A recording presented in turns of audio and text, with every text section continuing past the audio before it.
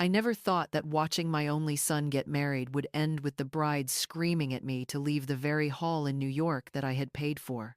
"You're not welcome here," Emma hissed, her manicured fingers stabbing the air. I froze.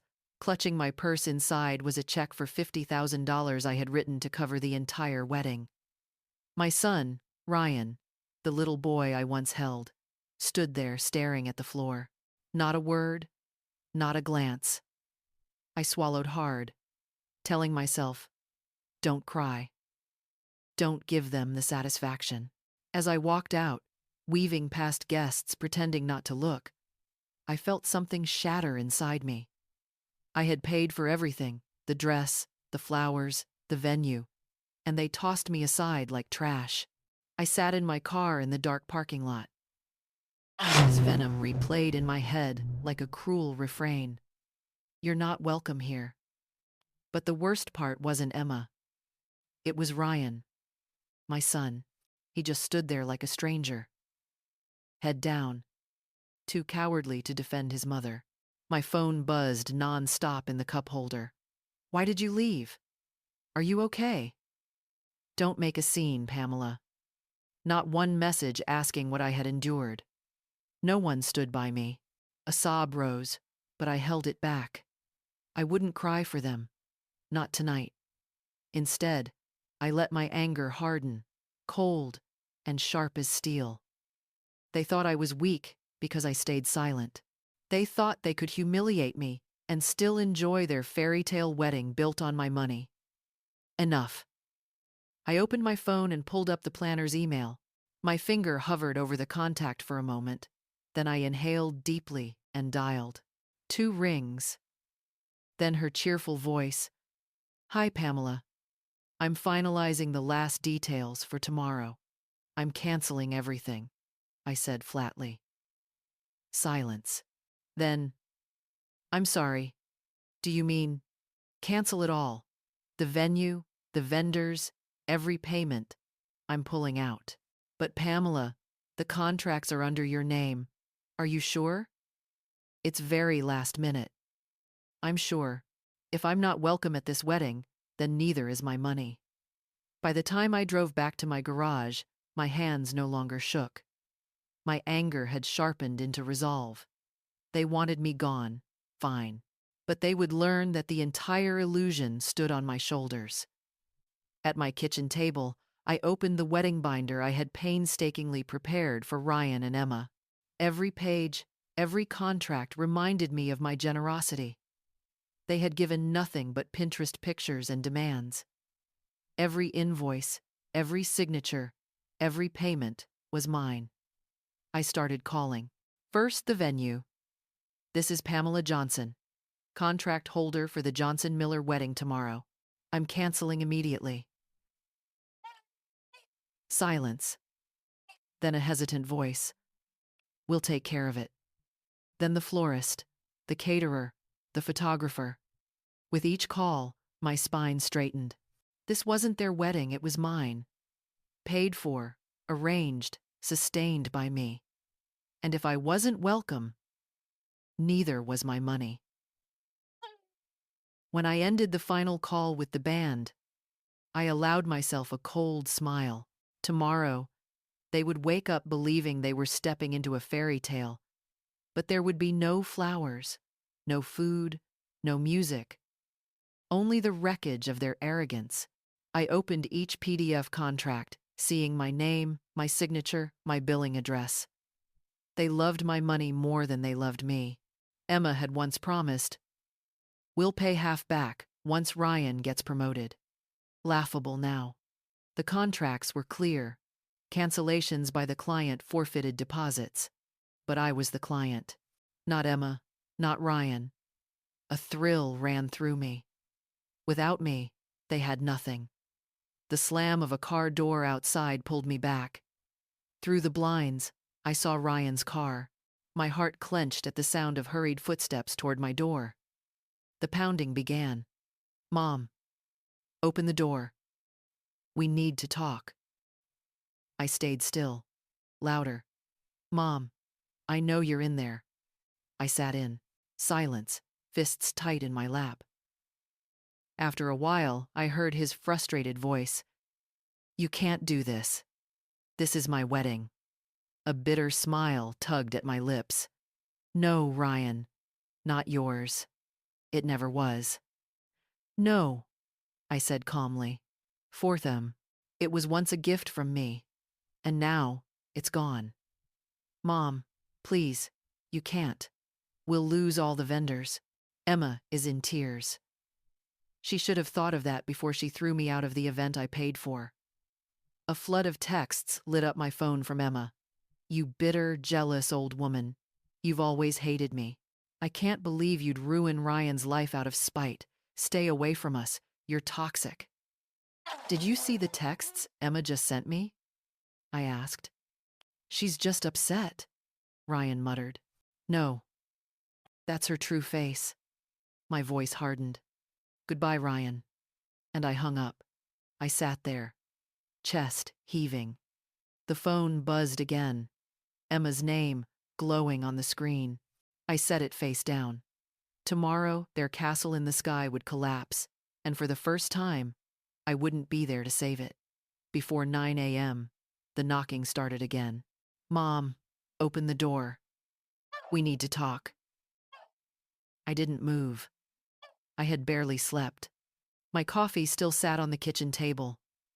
Cold. The knocking grew louder. Mom, don't make me stand out here all day. I sighed and cracked the door open. Ryan's face was flushed, his hair a mess, as if he hadn't slept either. He pushed his way in without waiting for me to invite him. Oh my God, Mom, he shouted, his voice rising the moment he stepped into the living room. You've ruined everything. Did you even think about me? About Emma? Lower your voice, I said coldly. This is my house. He raked his hands through his hair, pacing like a caged animal. All the vendors are gone. The venue's been booked by another couple. Replied evenly. I stopped paying for my own humiliation. Ryan's eyes went wide. Humiliation? Emma was just upset. She didn't mean it.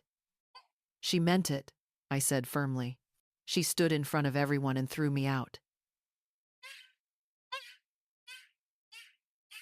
His jaw clenched. I just didn't want to make things worse. You stood there like a stranger. You didn't protect me. You're always like this. Controlling, selfish. That's why Dad left. The words hit like a slap. My breath caught, but instead of crumbling, I felt myself harden. I trembled with anger. Do you know how much I've sacrificed for you? How many checks I've written? How many hours I've worked? How many dreams I buried so you could have yours? He flinched slightly but kept his defiant face. You chose her over me, I said quietly. So let her pay for the wedding she wants. Ryan opened his mouth as if to argue, then stayed silent. I walked to the door. You should go. He hesitated a moment, then stormed past me, slamming the door so hard the walls shook. I sank onto the sofa, my hands trembling. For the first time in years, I realized Ryan was no longer the boy I had raised. He was a stranger. By noon, the phone rang. It was my sister-in-law, Linda. Pamela, she said cautiously. I just spoke to Ryan. He's a wreck. You have to fix this. I stared at the phone, lips pressed tight. Fix it how? Start paying again, she said softly. They're young. They made a mistake. But this is their wedding. You don't want to ruin it. My hand clenched. I haven't ruined anything, I said coldly. They ruined it when they treated me like a stranger. Awkward silence on the other end. Pamela, you've always been stubborn. Maybe Emma felt threatened by that. Threatened? I paid for her entire fairy tale wedding. Listen, Linda sighed. Don't let your pride destroy the family.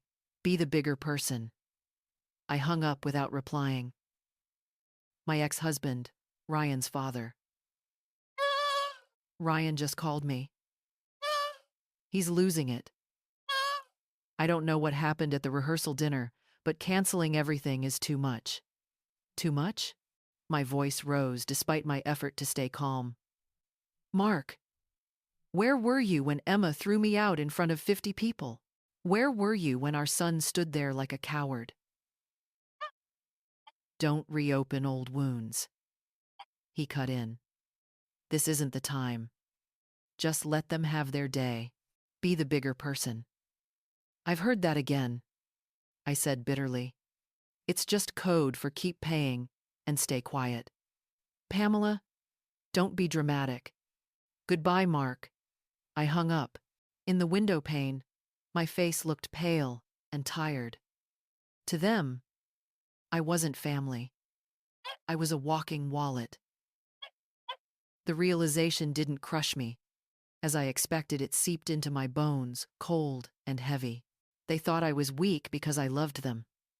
But they were about to learn that love has limits. I don't remember when I started crying, only sitting in the dim kitchen light, holding a cup of cold tea, staring at the floor. The pain came in waves, not just for Ryan and Emma, but for all the years I bent, broke, and drained myself for people who now saw me as disposable. The phone buzzed again. This time, it was a cousin. Pamela, don't destroy the family over a misunderstanding. I quietly silenced the call. In that silence, my own wedding day came back to me. I was 23, wearing a lace gown that cost more than our first car.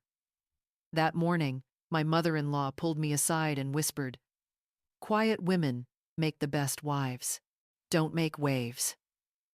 I nodded, smiled, and swallowed every rising wave. But now, sitting alone in my kitchen in America decades later, I understood. Being quiet didn't mean being weak. I was no longer the woman who bent herself in half to please everyone. That woman was gone. A strange calm spread through me, heavier than exhaustion, sharper than pain. I stood, poured the cold tea down the sink, and wiped my cheeks dry. It was over. No more tears, no more begging for scraps of affection. If Ryan and Emma thought they could humiliate me and still walk into the fairy tale wedding I paid for, they were terribly wrong. The next morning, I met with my attorney doctor, Marianne Carter, who had stood by me for years. Sitting at her sunlit desk, I felt my stomach twist. "Pamela," Marianne said gently, "you look exhausted. Tell me what happened." I told her everything. The rehearsal dinner, the humiliation Emma caused, Ryan's silence, the money I had poured into every detail, and how I canceled every vendor. Marianne listened without interrupting. Then she leaned back, her voice firm. "Let me be clear. You did nothing wrong. Every contract is under your name, Pamela Johnson. Every payment came from your account. If they want this wedding, they'll have to pay for it themselves." I exhaled, a small relief breaking through the anger. But what if they sue me? I worried. Marianne's lips curved into a smile. "Sue you for what? They have no legal grounds. And if their lawyer is foolish enough to send a threat letter, forward it to me. I'll handle it." Just then, a sharp knock. Marianne's assistant poked her head in. "Sorry to interrupt, but there's an urgent call. He says he's Ryan Johnson." I froze. Marianne raised an eyebrow. "Do you want to take it?" "No," I answered quickly. "Good," she nodded. "Let him handle it. You've carried him long enough." For the first time in weeks, I felt something unfamiliar in my chest. Not anger, not pain, but strength. Quiet, real strength. I nodded. "You're right." Marianne slid a file across the desk. "I'll send official notices to all vendors, confirming you're the only legal authority. If Ryan or Emma shows up, they'll deal with me, not you." I signed, my hand steady now. Let them rage, Let them scream. I wasn't their wallet anymore. Back home, my phone buzzed nonstop. At first, I ignored it, but then the notifications poured in: Facebook, Instagram, even texts from people I hadn't spoken to in years. My stomach dropped. I opened Facebook. The first thing I saw was Emma's face, eyes red, hair in a perfectly messy bun, a tissue in hand. On the video, bold words appeared. I never thought my future mother-in-law would ruin our wedding out of jealousy and spite. My heart is broken. She canceled everything. Emma sobbed on camera. The venue, the flowers, the food. She even threatened the vendors. After everything we did for her, she's trying to destroy the happiest day of our lives. Her voice cracked for dramatic effect. We didn't want to make this public, but she left us no choice. Please pray for us as we try to rebuild what she tore down. The comments poured in. Wow, what kind of mother does that? Cut her off, she's toxic. Poor Emma. Stay strong. A wave of fury burned in my chest as I scrolled. Every word was a lie. Every word was a lie. After everything we did for her, in reality, I had paid for her dream wedding. I had written checks for the designer dress, for the overpriced New York venue, for the hand-picked buffet, and now she painted me as the villain. Another notification popped up, this time from Instagram. Emma posted a photo of her and Ryan embracing, with the caption, "We won't let hate win. Family is who lifts you up, not who drags you down." Hundreds of likes, dozens of supportive comments. My hands shook not from sadness, but from rage. I opened my notes app and started a list. Every post, every comment, every lie. I screenshot each one, saving them carefully in a folder for Marianne. If Emma wanted a war, she would have one, but not the kind she expected. This time, I wouldn't cry. I wouldn't beg. This time, I would fight. It began with the florist's email. "We regret to inform you that due to a canceled contract, we cannot provide services for the Johnson-Miller wedding. We wish you all the best moving forward." Then the photographer posted a story on Instagram about an unexpected opening that weekend, tagging his business account. Next came a polite voicemail from the band. "Hello, Pamela. Just confirming we've marked the Johnson-Miller event as canceled. Thank you for letting us know." The dominoes were falling, one by one. By Friday morning, the wedding was in ruins. Then the call came. Emma. Her voice was different this time, tense, trembling, but coated in sugar. "Pamela, can we talk?" "I'm listening," I said coldly. "I know the rehearsal was stressful. Everyone was on edge. You know how weddings are. I shouldn't have said that. You told me to leave," I said flatly. "In front of everyone." I was overwhelmed. "But please, don't throw everything away over one mistake. Ryan and I can't afford to lose all the deposits. The guests are expecting a wedding." I could almost hear her gritting her teeth behind a fake smile. "Be reasonable. Do it for Ryan. Don't ruin his big day." "I'm not ruining anything," I said calmly. "I'm saving myself." Silence on the other end. Then her voice dropped the sweetness. "You bitter old woman. You've always been jealous of me. Ryan deserves better than you. Then he can marry someone better," I replied, and hung up before she could respond. The phone rang again, almost immediately. This time it was Ryan. I let it go to voicemail. I was sitting at the table, scrolling through emails when I saw the subject line. "Final payment confirmation. Maldives honeymoon package." At first I thought it was spam, but then I saw the email address, Pamela@PamelaJohnson.com. My heart sank.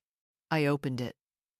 "Thank you for booking 14 nights at the Overwater Villa in the Maldives with a private butler. The payment has been charged to the American Express card ending in $921. My credit card. There was even a cheerful note at the bottom. Guests Ryan Johnson and Emma Miller will enjoy unlimited champagne and a private yacht excursion as part of their package. Congratulations. The booking date was 3 weeks ago when I had been having lunch with Emma to discuss flowers. She had used my card to book a honeymoon worth $26,000, plus another $1,000, without asking, without a word. My hands shook as I scrolled further. Another email. Thank you for purchasing the Louis Vuitton bridal luggage set. Something inside me cracked. They didn't just take my generosity for granted. They had planned it from the start. The wedding wasn't about celebrating love. It was an extraction. My money, my trust, my dignity, and they didn't even bother to hide it. I opened my banking app, reviewing recent charges.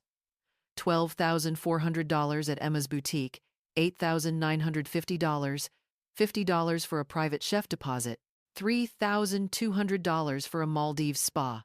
Not a single one made by me. I stared at the numbers, jaw clenched, pulse racing. They never intended to repay anything. Not for the wedding, not for anything. And yet they dared to call me selfish. I slammed the laptop shut and leaned back in the chair. There would be no more calls, no more second chances, no more maternal forgiveness. They had shown me who they were. Now it was time to show them who I was. A voicemail came late at night. The screen lit up while I was folding laundry. Ryan. A small, foolish part of me thought maybe he was calling to apologize. I pressed play. Mom. His voice was cold, flat. I don't even know why I bother. You were never really a mother to me. Never. Always. Too busy. Too controlling. Too cold. My chest tightened, but I didn't move. Emma's right about you. You were jealous of her from the start. That's why you did all this. You couldn't stand to see me happy. A pause.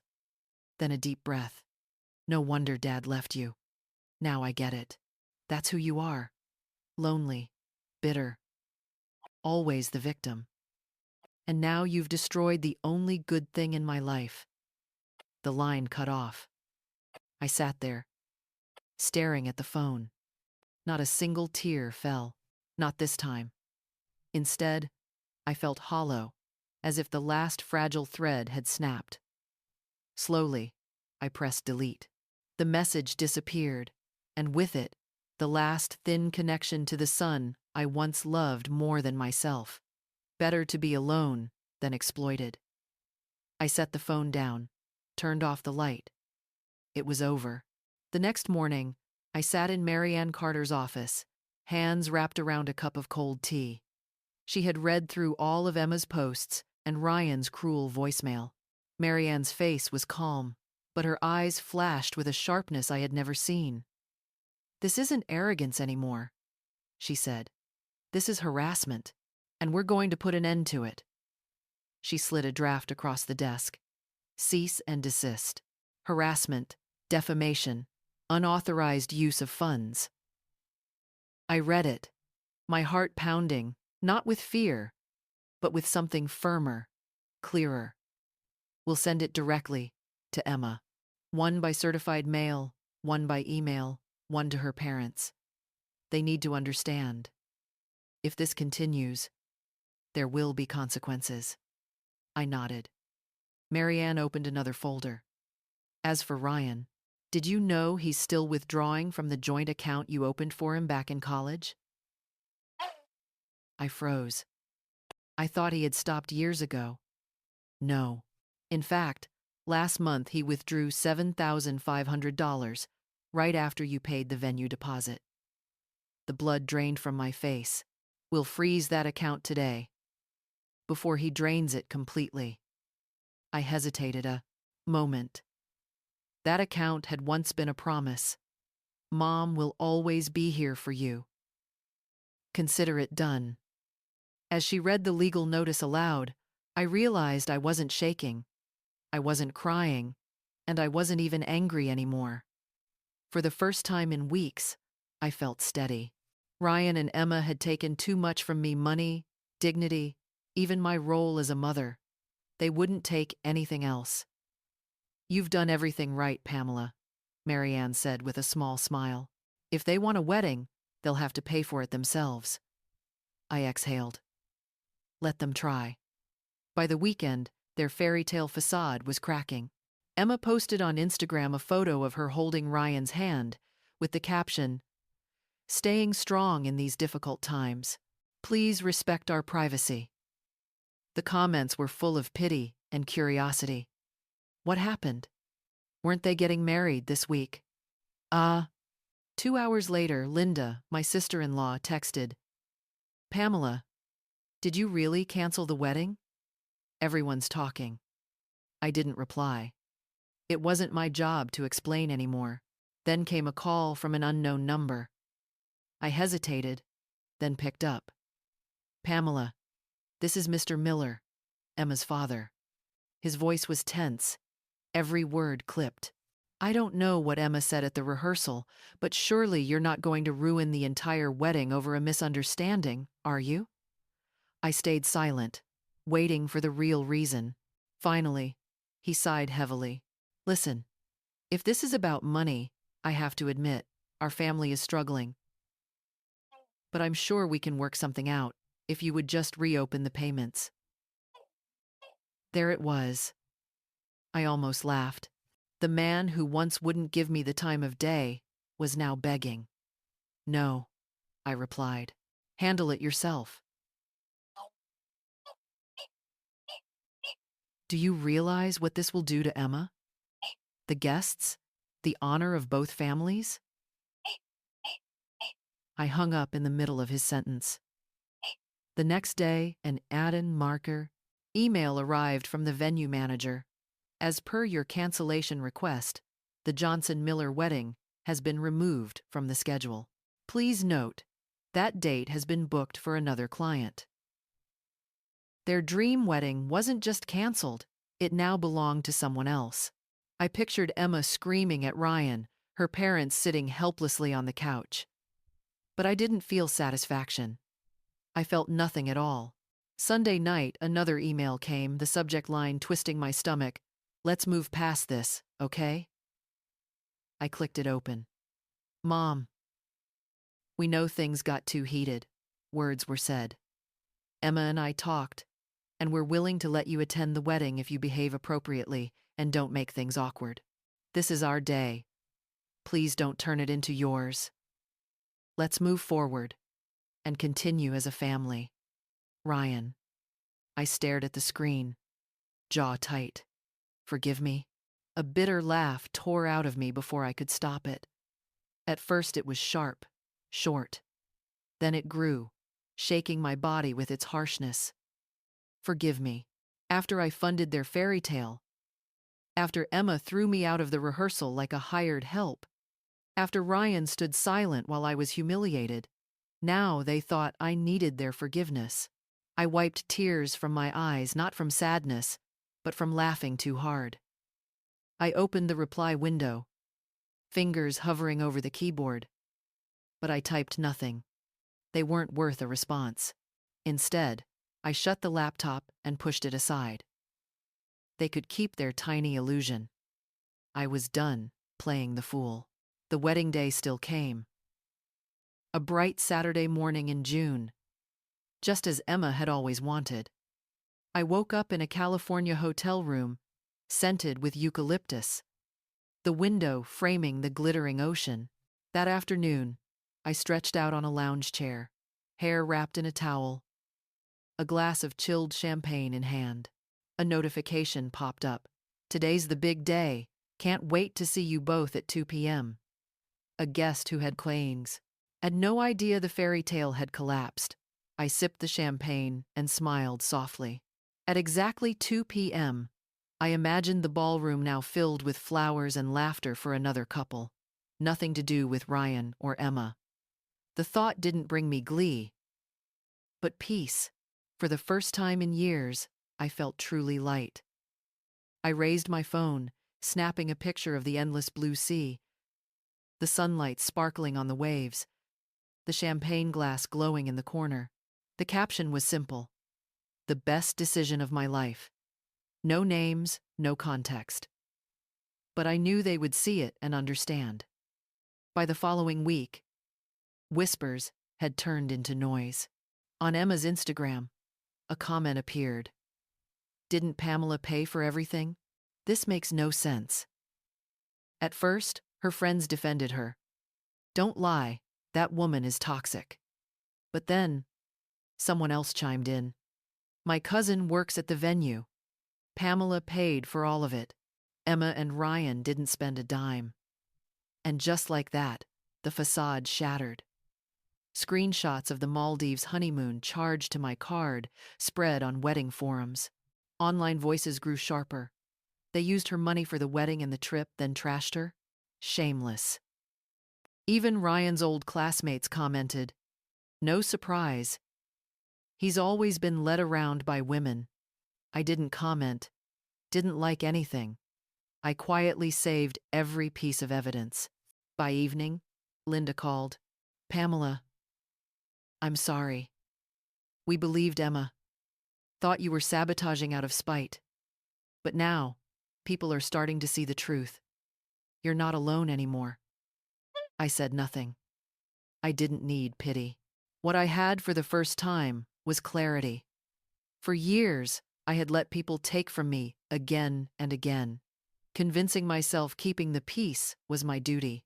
But peace bought with bitter sacrifice isn't peace at all, it's silence.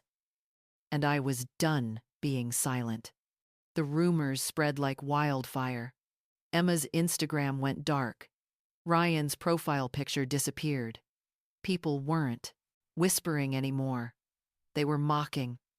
Who kicks out the person paying for the whole event? She thought her mother-in-law was just a wallet? Even vendors spoke anonymously. We warned Emma that the contracts were in Pamela's name, but she thought she was above consequences. I didn't say a word. I didn't need to. The truth finds its own way. By the end of the month, Ryan and Emma's guest list had crumbled. Friends stopped answering calls. Their fairy tale wedding had become a public joke, not a celebration, but a cautionary tale. And me, I sat on a hotel balcony in Florida, watching the sun sink into the ocean, champagne glass in hand. I posted a serene photo, captioned simply, "Happiness suits me better." I didn't check likes or comments. I didn't care what Ryan, Emma, or the relatives who once called me dramatic thought.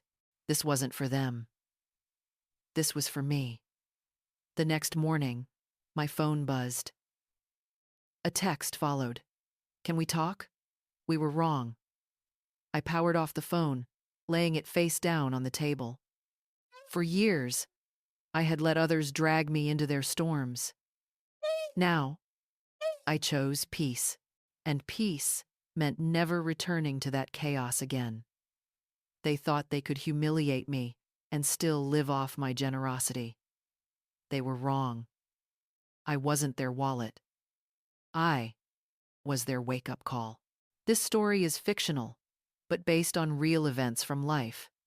Names and places have been changed to preserve privacy. We do not share it to judge anyone, but to offer a more human perspective. In families, sometimes the people closest to us can cause the deepest wounds. Like Pamela, a mother who gave everything for her son's wedding, only to be treated like a stranger. In such a moment, would you stay silent for the sake of harmony, or speak up to defend your dignity and self-respect? Each choice is hard, but only you know what is right for your heart. We believe that no matter the what is for, storms, God continues to bless and guide us toward peace. Thank you for listening. Please continue watching 2 of our favorite stories right here at the end of this video.